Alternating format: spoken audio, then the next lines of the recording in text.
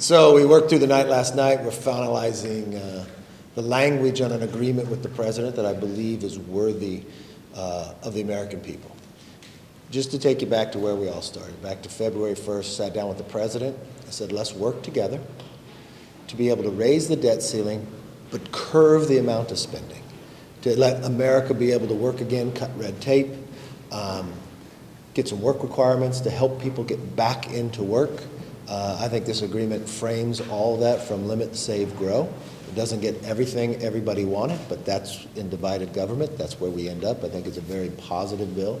I want to thank Garrett Graves and Patrick McHenry for the hours that they put in from the very beginning. I mean, no one thought at any given day that we would be where we are today. The president said he would negotiate with us for 97 days. He wouldn't even allow us to talk. After we passed the bill, we were able to get in. But it wasn't until the final 2 weeks that would we really be able to sit down and communicate with one another. I do want to thank the president's team that he put together, very professional, very smart, very strong beliefs that are different than ours, and I think at the end of the day, people can look together to be able to pass this in the House and the Senate together to sign it and send it to the president. With that, let me bring in, I want Garrett to say a few words, I want Patrick to say a few words, and then we'll be able to take questions so you'll know for it. We'll first start with Patrick McHenry. Thank you, Mr. Speaker, and thank you for your strong leadership here. Without the commitment of House Republicans passing a plan to raise the debt ceiling and take on our nation's finances and turn the trajectory of this debate with the White House, and without the Speaker's firm commitment, we would not have been in these negotiations.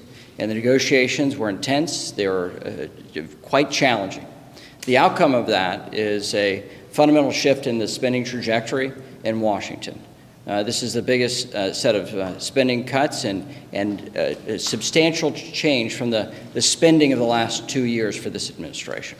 That is changing the trajectory of the fiscal house here in Washington. That's very important.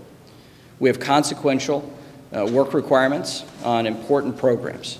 We eliminate loopholes and we bring in the value of work to these important programs. The meaning and value of work connected with fiscal responsibility, those are very important top lines for this negotiations. But it wouldn't have been possible without the firm commitment of House Republicans and us passing a plan. I'm sorry, and this is Congressman Garrett Graves. He did shave this morning for you. I feel like I need to bend over for this microphone. What? They put a lot of hours in. Yes, we've been together quite a bit. We have. No. Good friend. So going on what Patrick said, first of all, look, the Committee for Responsible Federal Budget put together numbers just recently, and they quantify that a child or a grandchild born in America today is going to inherit somewhere near $4.5 million in debt over their lifetime. Think about that for just a minute. $4.5 million for every child or grandchild born in America today that they're going to inherit as a result of irresponsible, reckless, and selfish spending of politicians in Washington. As Patrick said and as the Speaker said, this is transformational.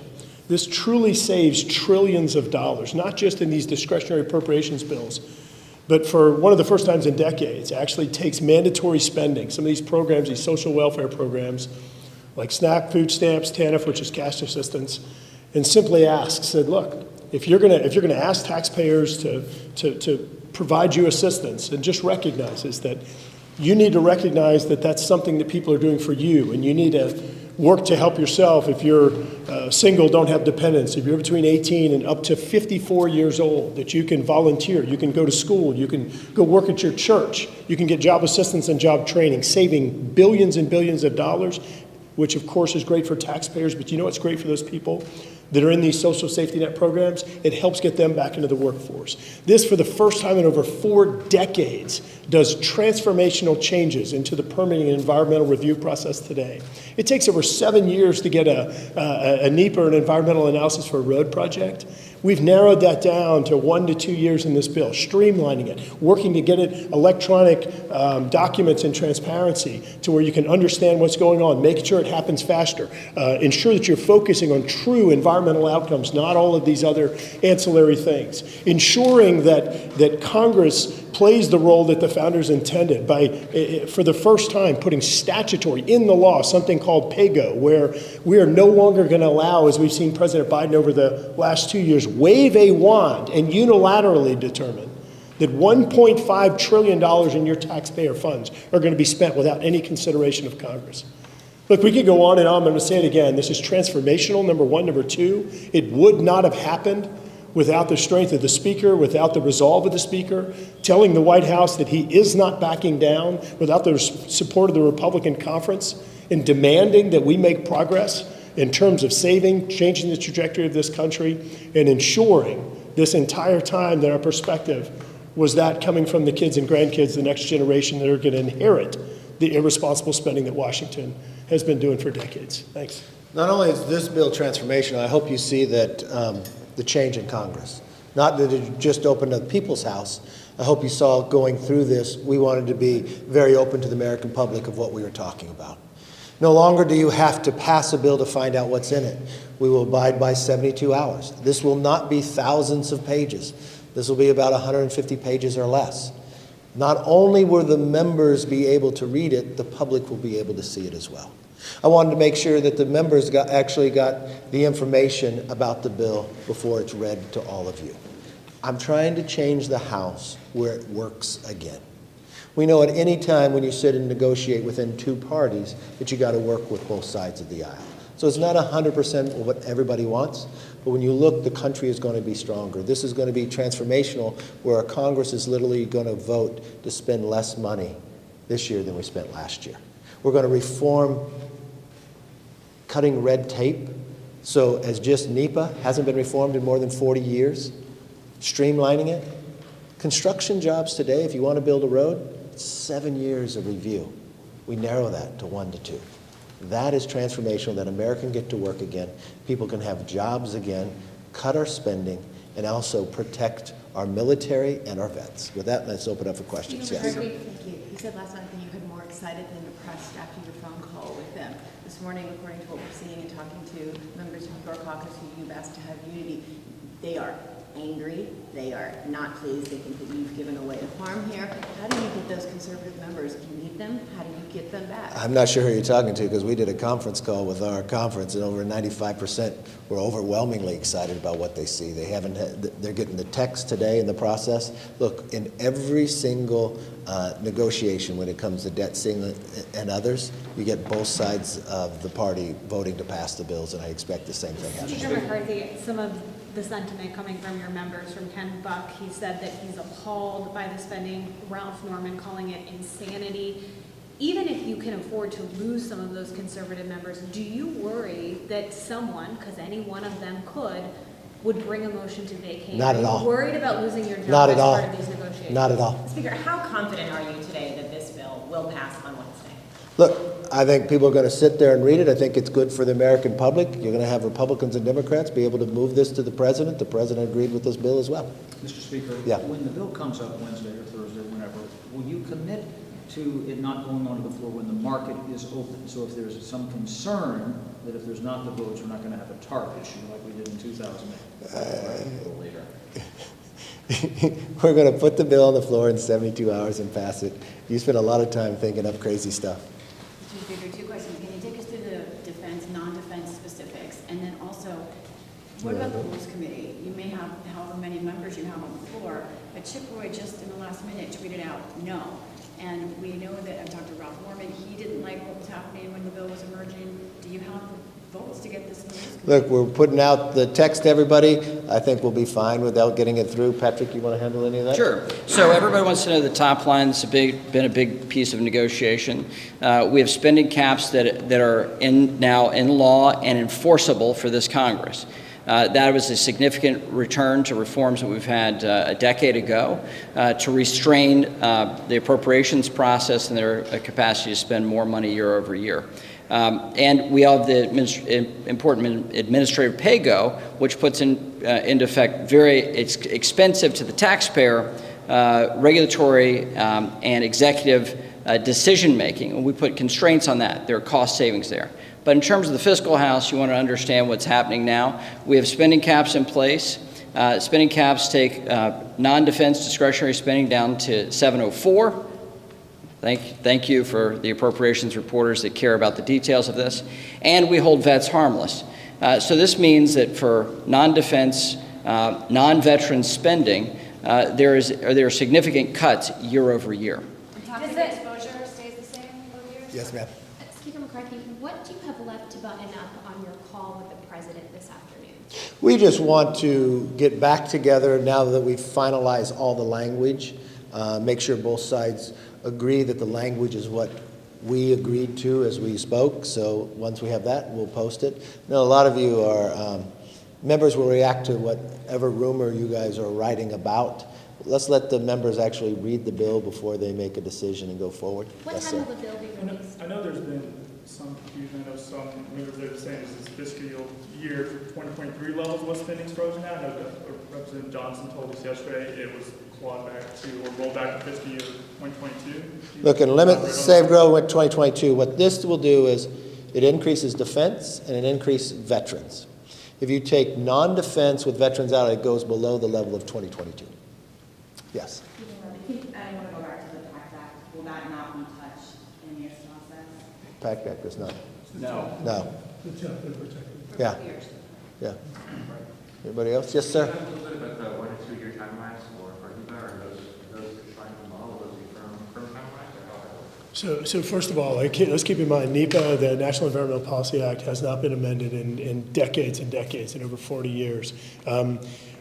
We have, in statute, we are now going to require a 1-year limit on environmental assessments, which of course is the lower level of review, a 2-year timeline on environmental impact statements. We are doing an expansion or what we're referring to as a sharing of categorical exclusions. We are shrinking the scope, which I want to be clear, NEPA has grown to just study all these things that don't have anything to do with the environment, which I would argue has worked against the protection of the environment. So we're trying to refocus the scope back on that, on the environmental impacts and making sure we get the best environmental outcomes. And then lastly, one of the other big wins in there is that we're actually making some tweaks to threshold in terms of when NEPA applies. To give you an example, you can have a $1 billion project. If there's $1 of federal funds in there, you're going to trigger a National Environmental Policy Act analysis. And so we've tried to, I think, right-size those thresholds to where the environmental resource agencies can be focusing on those projects that are truly going to have impacts. Think about what Garrett just said.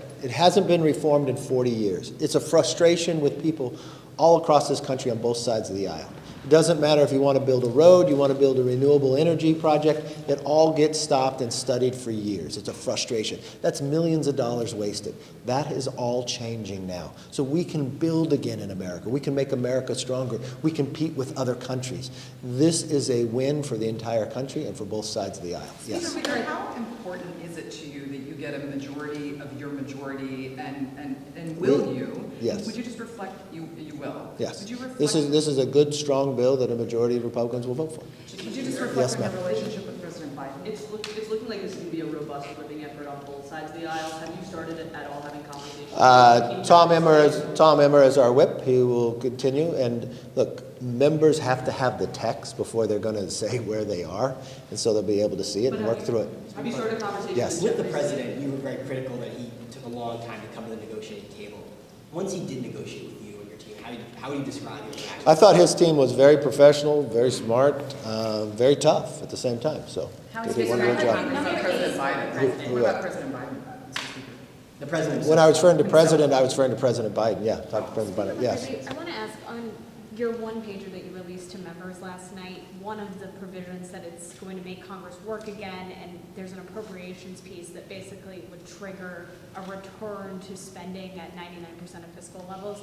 Can you explain that in whether or not that prevents future government shutdowns? Is there some other mechanism that has to happen? Well, I think a frustration America has is when they look at Congress not doing their job. We've watched this place break down where members didn't even have to show up for work, where the very basics of appropriations weren't passing. So you watched what happened before we took the power, where they had this omnibus come at the last moments in Christmas, thousands of pages, nobody can read it, you didn't wait 72 hours, and just jam it through and fund government that way. We want to make sure Congress works again for the American public. So when we became in the majority, we want to do everything in our power to have this process change. And that's getting back to the appropriations. Part of the strength of having this agreement, you got the top lines for the next 2 years, so people can go right and decide your priorities for America. And the difference here is, if you don't get that job done, you shouldn't be rewarded. So what it would do is make sure your government doesn't fund down, but it would do a continuing resolution, but at 99%. So it gives you the incentive also to do your job. This was an idea that brought forth by Thomas Massey. And I think it's a very positive idea, because what it's really doing is forcing and it's giving consequences for members of Congress on both sides of the aisle to do their job. This isn't going to be a Republican or Democrat idea. This is really for America, telling Congress there should be some consequences for you not doing your job, and now it gives you the incentive. So what you'll find is Congress is going to work better, smarter in this process because of it, and we'll get our work done. You expect all members of the leadership to support it? Yeah, I haven't talked to all of them, but I expect most of them will, yes. Yes. You always hear me some Democrats to help you push this over the line. Have you spoken to Hakeem Jeffries? If not, when do you plan on? I talked to Hakeem Jeffries on a number of bases, time through. Look, members should be able to read the bill beforehand, to be able to look at it, but negotiating or communicating with the president, if the president signs off it too, I expect his party will be supportive as well. Do you have a timeline for bill release? Yes, sir. You've characterized this bill to make the case to members as something that has no concessions to Democrats. How do you expect to get? Look, we raised the debt ceiling. We negotiated in good faith with the president.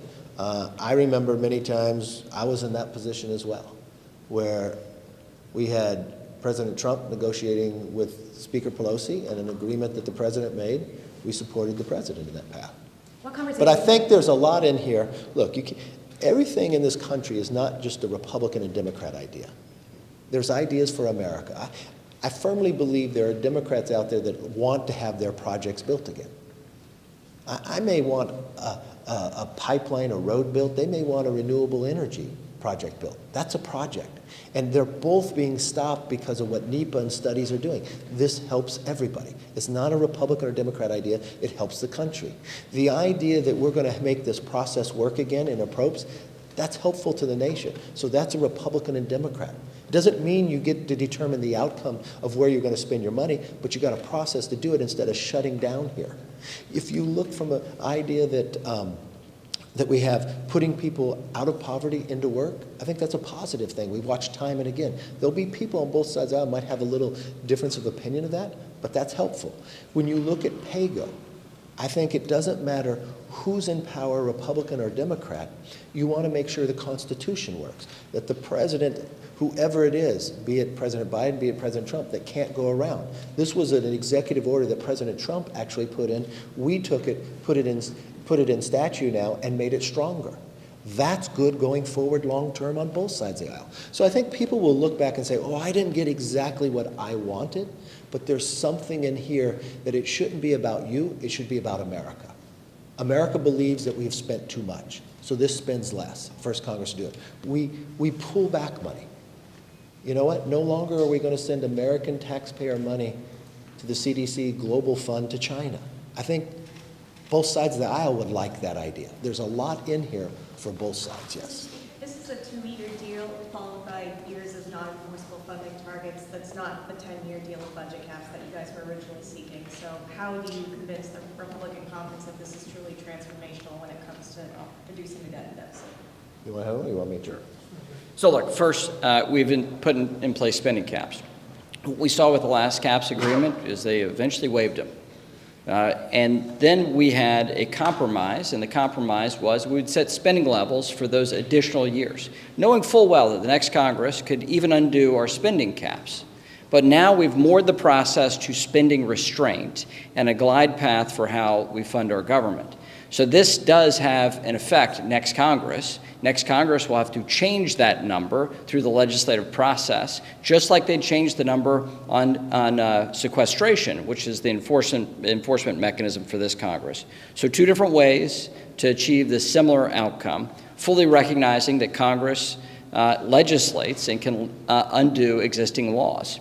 So it's a practical application of the fact that we are, and House Republicans, trying to drive spending as low as we possibly can and enact it.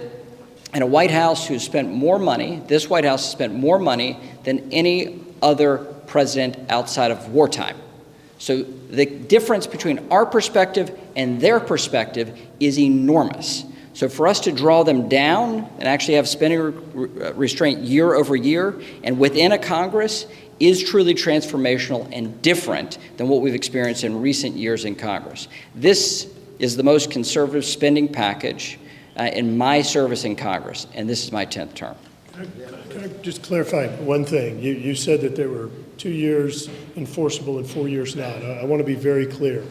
It is 6 years of enforceable caps. Okay, there are different enforceability mechanisms for the first 2 years as compared to the remaining 6, but I think it's important. These are 6 years of enforceable caps. Lastly, in regard to what Chairman McHenry just said, something that's important to keep in mind, and one of the things we realized during negotiations, there has never been a 10-year deal that has been abided by. As the chairman just said, Congress always comes in and changes it. We did score limit, save, grow over 10 years. As we started studying some of these previous deals and realized they don't ever abide by that, and there was some pushback during negotiations, we realized that a 6-year was a bit more honest and transparent in regard to the savings, and we believe that that's going to generate somewhere around $2 trillion in savings from those caps alone, not even talking about some of the other huge policy But wins. the subsequent 4 years you would have to have the majority for them to be enforceable, correct? Well, sure, but I mean, keep in mind that next year you could lose the House, Senate, and you could have Democrat control of the House, Senate, and White House all over again, and you could have us return to reckless spending. There's nothing we can do that there's nothing we can do that binds the next Congress. There's nothing you can do. So what we've tried to put in is the strongest enforcement mechanisms to truly change that trajectory, put us on a financially sustainable path, and I think that this was a really good win. Can you just talk about the What conversations have you had with leaders McConnell and Schumer? I haven't talked to Schumer about this yet. I talked to McConnell last night, walked him through. I'm going to talk to the Senate Republicans today. We'll do a conference call, walk them through the bill as well. Last question. Yes. Can you guys take us through the specifics on the work requirements? Is it SNAP where we're seeing that up to 54, not Medicaid, I assume? Correct. And then also on permitting, is there any transmission in this bill? First, SNAP and TANF is what we're talking about. Two different functions there. On SNAP, we have additional work requirements that are quite consequential. And then we also, you'll see text and you can judge for yourself. And then we have states that play games with how they roll over funds and they accrue more account balances they use on other things. We take that gamesmanship down dramatically and significantly.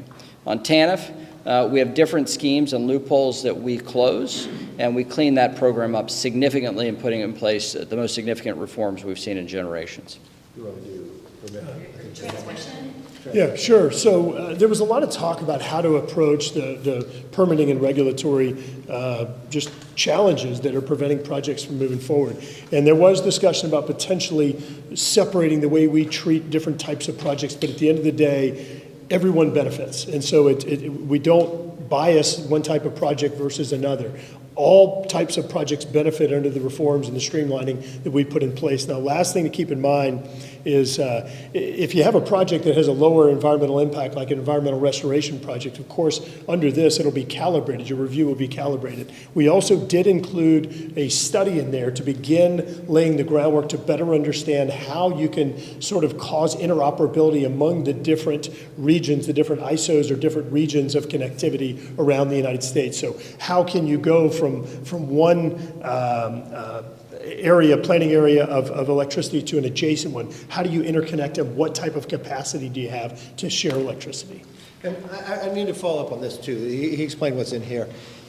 There's much more that needs to be done. I had a conversation with the president. I pledged to the president that we will continue working with them and with Democrats across the way because we need energy all forms of energy, especially for our grid, to double in the next future.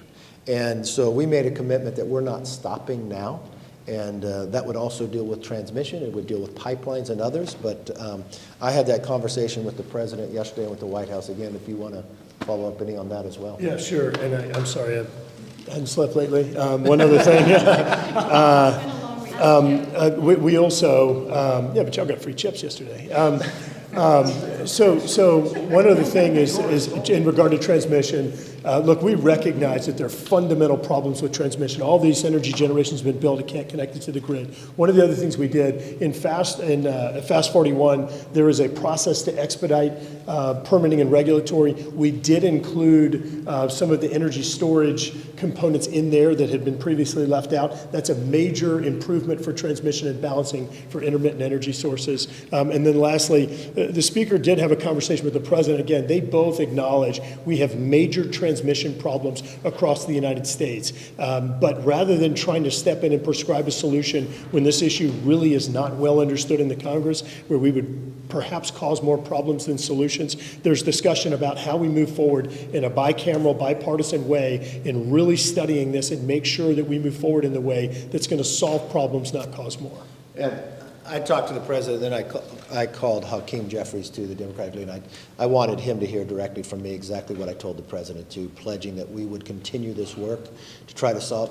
I think if we can get energy right in America, it will not only make us independent, but it will make us stronger, produce more jobs, and there's great ideas on both sides of the aisle, and that's really, when you look at things for Republicans and Democrats, I think that's a very strong place, especially in this bill as well, and the pledge of what we're going to work together going forward. So thank you all very much. Appreciate you.